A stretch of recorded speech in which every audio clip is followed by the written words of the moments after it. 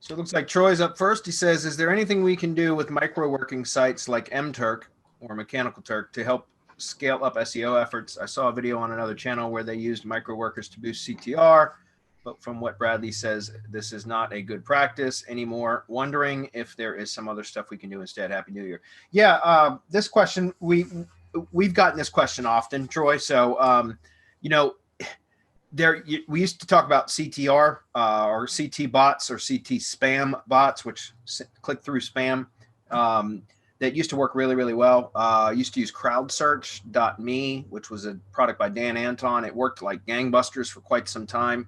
That methodology works, but Google's algorithm has gotten so much better because of it tracking profiles and users and building like profile histories for users, that it's so easy to discount. It's so easy for the algorithm to just automatically recognize spam traffic, right? Does that make sense? So in other words, if the way that it would work was in the past, and microtask workers worked well for this.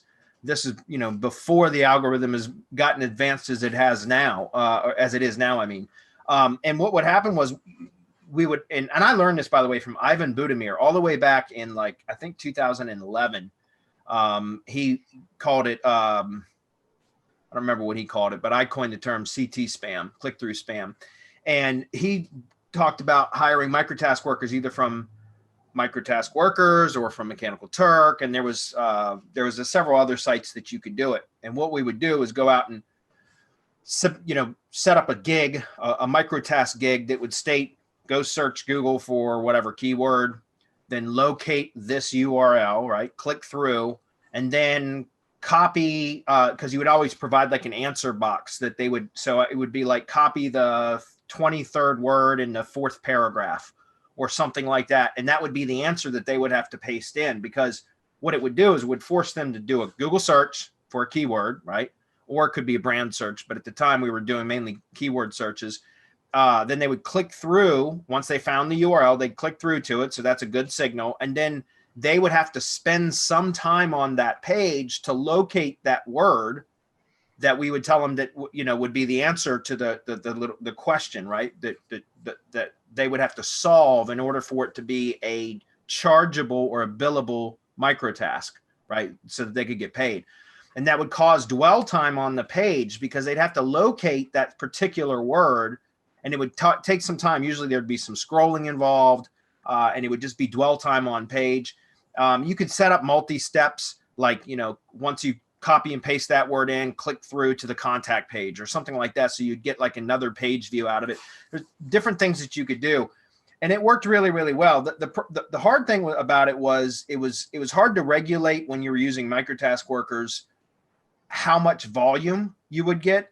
You could continually lowering the cost per task completed to where like not very many people would take that task, but and you could also change your budget and stuff like that. But it was kind of a bitch to manage. It worked incredibly well, and we're talking about like way back in 2011, 2012. I mean, within a matter of 2 to 3 days, you could see a significant jump in search positioning just from that alone.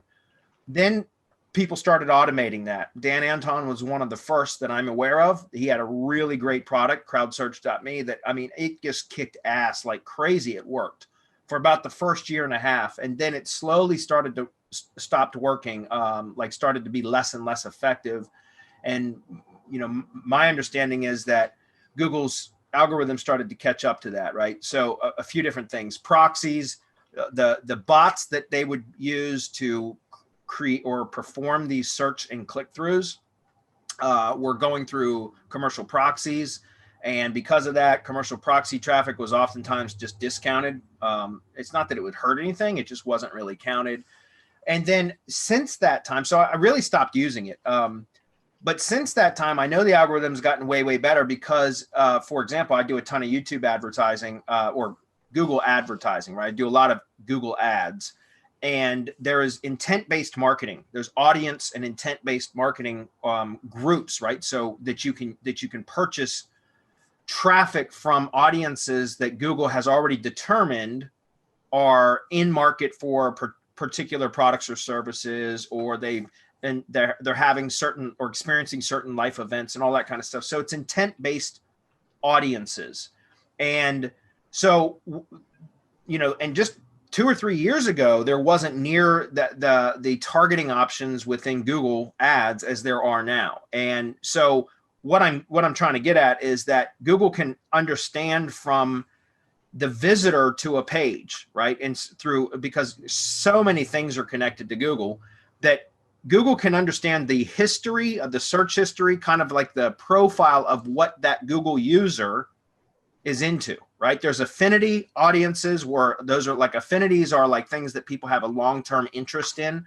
There's in-market type audiences, which are people that are in the last 30 days have suddenly expressed an interest in a product or service based upon their search history, the content that they engage with, all of that kind of stuff. So that's how Google determines that they're likely in market for something. Life events, again, somebody getting married or moving or getting a promotion or retiring, like oftentimes Google can identify them because of their search history and the communications they have within Gmail and all of these things that Google uses to develop a profile, an avatar for that user, that then it can determine what its behaviors and interests are, right?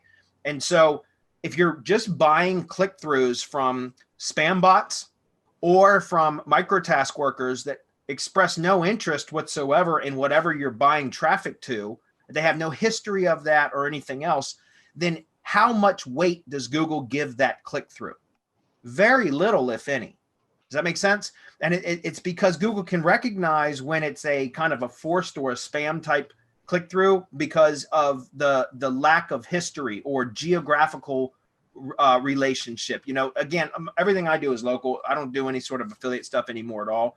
So I think spam traffic might work better on kind of a more national or global type scale where it's not locally based stuff, but especially with local projects, buying click-throughs from spam bots or from microtask workers that could be anywhere in the world, it really is not providing any sort of benefit because it's very it's a non-relevant traffic signal, if that makes sense. So what is the solution? That's really what you want to know, right? I just kind of want to give a little bit of history. We talk about this often because this question comes up often, but I always feel like this is a good question for people to ask to start to understand how much more advanced Google has become. And so if you want click-through from relevant audiences is absolutely beneficial to SEO, right? Because it's what Marco always talks about: art, activity, relevance, trust, and authority. But it's activity, but now it's from a relevant audience. And it's from a trusted Google user if you're buying traffic directly from Google. So that's my answer to you, is use Google Ads. You can use YouTube ads, which are very inexpensive. If you get your audience targeting right with YouTube ads, you can get very inexpensive clicks. So it's not just about the views. I used to always use YouTube ads about views, but now I'm actually optimizing for clicks and ultimately conversions. And if you get your audience targeting right, you can get very, very inexpensive clicks, like roughly $1.50 per click from YouTube. That's highly relevant traffic because it's coming from a relevant audience. You can set geographical targeting so that only you're getting clicks from IPs within a certain geographic region. They're from audiences that have, again, are either in market or have an affinity or life events, or you can even create what's called custom audiences. All of those, so the Google, like ascending traffic, they're only exposing your ad to people that are likely going to click it because of the audience targeting that you selected within a specific geographic area if it's for local. And then when that click does occur, it's highly weighted, and there's a chance that visitor from the click-through is going to convert because you're buying traffic from a relevant audience. And so I just mentioned YouTube, but Google Display Network ads are same thing. You can buy clicks directly from the display network using the same audience targeting that you can for YouTube. So we're talking about, like, typically for cold traffic campaigns from the Google Display Network, so display ads, I usually get clicks for anywhere between 60 cents to like $1.15. So somewhere in that range, probably on average around 85 cents per click. So it's inexpensive and it's super effective because you're buying traffic from a relevant audience that stands a good chance of actually converting whatever your conversion goal is. Opt-in form, product sale, you know, whatever, estimate request, whatever it may be, phone call. You can set up all those conversion actions. And then that conversion action is an additional huge SEO signal that microtask workers aren't going to do. You're not going to get a microtask worker to submit an opt-in form. And if you do, that's an invalid lead for you anyways, right? You're not going to get a microtask worker to call the phone number with a conversion action type, you know, a tag, essentially a conversion goal set to dialing that phone number, because it would be an invalid lead for the business.